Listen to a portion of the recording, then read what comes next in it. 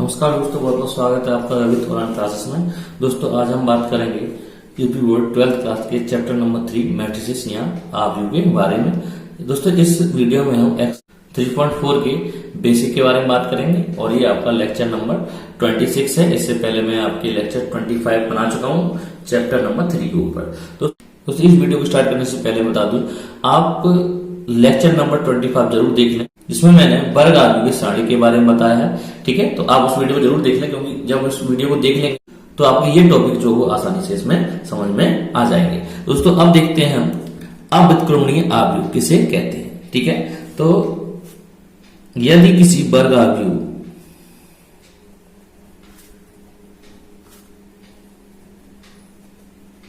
आव्यूह के सारणिक का मान शून्य हो जाता है, शून्य प्राप्त होता है, अर्थात मॉड्यूल ए का मान क्या मिलेगा 0, तो वह एक अव्युत्क्रमणीय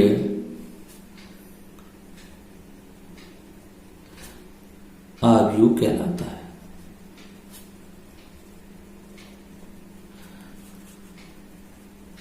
अब इसके ऊपर एग्जाम्पल देखेंगे। मान लें हमारे पास एक a बराबर आव्यूह दे रखा है 2/2 का 2, 3, 1 और 3/2। ठीक है, ये एक आव्यूह है हमारे पास। ठीक है, मतलब सॉरी सारणिक है। ठीक है, अब मतलब आव्यूह का सारणिक है। अब हम इससे क्या निकालते हैं, मॉड्यूल ए निकालते हैं। तो मॉड्यूल ए क्या होता है, 2/2 का मैट्रिक्स मैं पिछली वीडियो में बता चुका हूं। तो इन दोनों का गुणा मतलब आपका क्रॉस मल्टीप्लाई इसका मतलब 2 इंटू 3/2 माइनस 3 इंटू 1, फिर मतलब पहले इन दोनों का गुणा होगा माइनस करके 3 इंटू 1 होगा। तो अब देखते हैं 2 से 2 कैंसिल हुआ, तो 3 माइनस 3 बराबर कितना आया 0। तो अतः यह क्या है, एक अव्युत्क्रमणीय, मतलब ए जो है वो आपका अव्युत्क्रमणीय आव्यूह है। अब देखते हैं इसमें एक 3/3 का एक एग्जाम्पल। दोस्तों हमारे पास एक 3/3 आव्यूह का एक हमें सारणिक है। ठीक है, 3/3 का एक आव्यूह का हमने सारणिक ले रखा है। तो इसका सिंपल हमें क्या निकालना है, मॉड्यूल ए निकालना है। तो मैं पिछली वीडियो में बता चुका हूं कैसे निकालते हैं। तो इसमें मैंने आपका पहला पद लिया है। तो पहले पद जिस पंक्ति या कॉलम में आता है उसे छोड़ देते हैं। तो ये वाली पहली पंक्ति में आ रहा है, इसे छोड़ दिया हमने, और पहले कॉलम में आ रहा है, इसे छोड़ दिया। ठीक है, अब रह क्या गया आपका 4, 8 और 5, 10। तो सिंपल पहले क्या आपका नीचे की ओर साइन है, तो नीचे की ओर गुणा करेंगे 4 से, मल्टीप्लाई 10 से करेंगे तो क्या हो जाएगा 40 माइनस।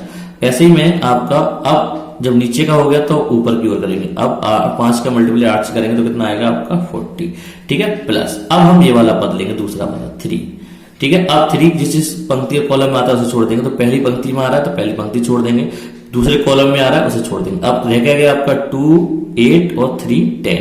ठीक है, अब क्या साइन है आपका ऊपर की ओर है, तो सिंपल आप नीचे से ऊपर की ओर गुणा करेंगे। तो 8 में 3 का मल्टीप्लाई किया तो 24 माइनस, और 2 का मल्टीप्लाई 10 में किया तो आपका 20। ठीक है, इसी तरीके से फिर प्लस, उसके बाद हम लेंगे तीसरा पद 6।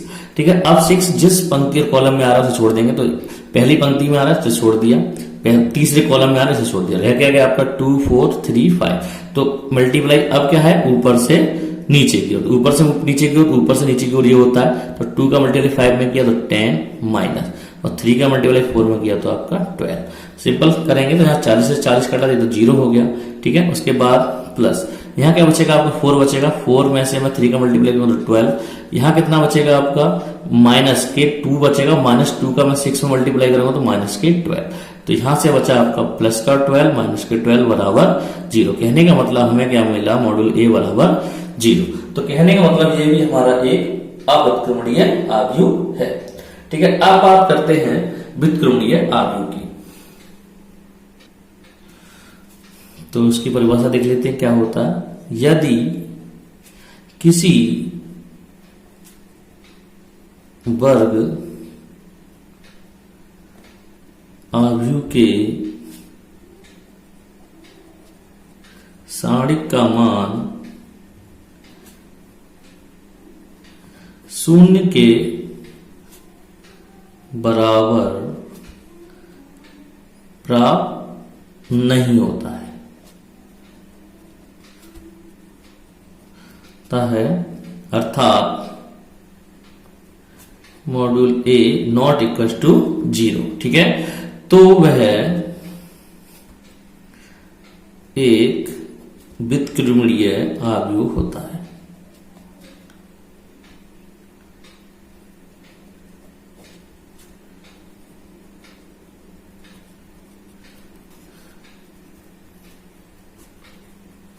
ठीक है, कहने का मतलब हमें जो आपका सारणिक ए का मान जो वो 0 के बराबर नहीं मिलना चाहिए, तो वो आव्यूह कैसा कहलाएगा, आपका व्युत्क्रमणीय आव्यूह कहलाएगा। तो हम एक एग्जाम्पल ले लेते हैं। माना ए बराबर हमारे पास है 2 3 1 4।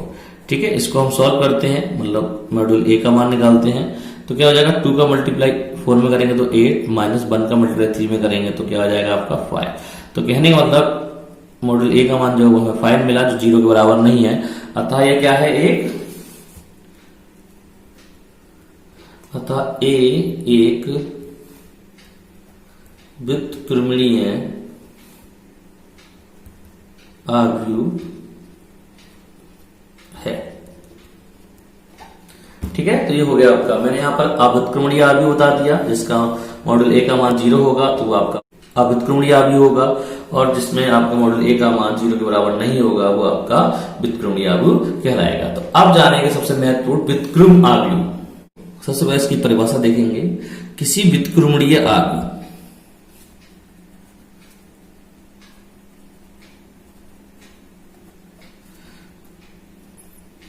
किसी व्युत्क्रमणीय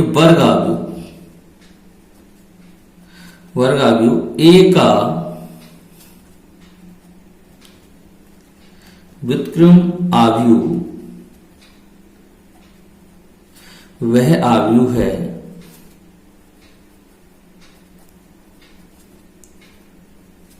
जिससे मूल आव्यूह को गुणा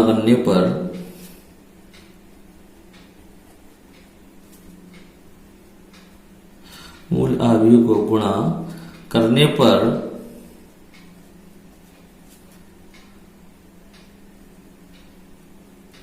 इकाई आव्यूह प्राप्त होता है।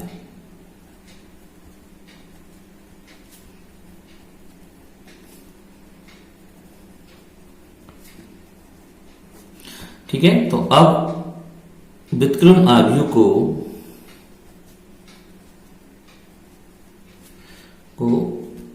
ए की पावर -1 से दिखाते हैं, ए इनवर्स से दिखाते हैं। ठीक है, तो परिभाषा कह रहा है किसी व्युत्क्रमणीय, तो व्युत्क्रमणीय आव्यूह मैंने अभी बताया किसे कहते हैं, जिस आव्यूह का मान 0 नहीं होता है वो व्युत्क्रमणीय आव्यूह कहलाता है। तो किसी व्युत्क्रमणीय वर्ग आव्यूह ए का व्युत्क्रम आव्यूह वह आव्यूह होता है जिससे मूल आव्यूह को गुणा करने पर इकाई आव्यूह प्राप्त होता है। ठीक है, अब हमका इनवर्स आव्यूह ये है। अब इनवर्स आव्यूह में अगर ए में मैं इनवर्स आव्यूह का गुणा कर दूं यहां, ठीक है, यहां पर कह सकते हैं कि ए इनवर्स में मैं ए का मल्टीप्लाई कर दूं तो वो आई का बराबर होगा। अर्थात कहने का मतलब ए इंटू ए इनवर्स बराबर ए इनवर्स इंटू ए बराबर आई। आई क्या है, यहाँ पर एक इकाई आव्यूह है यहाँ पर, और आपका मूल आव्यूह जो ए है और ए इनवर्स जो है वो आपका इसका व्युत्क्रम आव्यूह, तो दोनों को मल्टीप्लाई करूंगा वो आई के बराबर होगा। ठीक है, अब यहां पर एक नोट करने वाली बात है कि ए इनवर्स केवल व्युत्क्रमणीय आव्यूह से प्राप्त होता है, ना कि अव्युत्क्रमणीय से। अव्युत्क्रमणीय आव्यूह से। ठीक है, कहने का मतलब अगर हम सारणिक मतलब आव्यूह के सारणिक का मान निकालते हैं, अगर वो 0 के बराबर आता है तो आपका ए इनवर्स नहीं निकलेगा, अगर 0 के बराबर नहीं आता है तो आपका ए इनवर्स आसानी से निकल आएगा। तो आप देखेंगे हम क्वेश्चंस में। ठीक है, आप चलते हैं आपके एक्सरसाइज की ओर और हम देखते हैं कि इस क्वेश्चन को मतलब इस टाइप के क्वेश्चन मतलब ए इनवर्स हम कैसे प्राप्त करेंगे।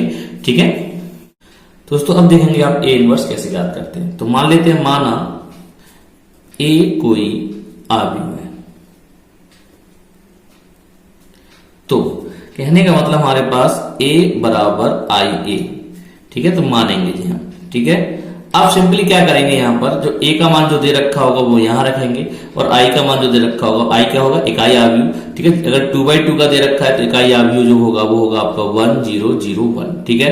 अगर 3/3 का दे रखा है हमें a का मान, तो 3/3 का हम क्या मानेंगे, इकाई आव्यूह मानेंगे, वो होता है आपका 1 0 0 0 1 0 और 0 0 1। तो मैं ये इस इकाई आव्यूह के बारे में पिछली वीडियो में बता चुका हूं, तो आप उसे देख सकते हैं। तो सिंपल हम इस तरीके से आपका एक यहां पर ए इनवर्स निकालेंगे, ठीक है।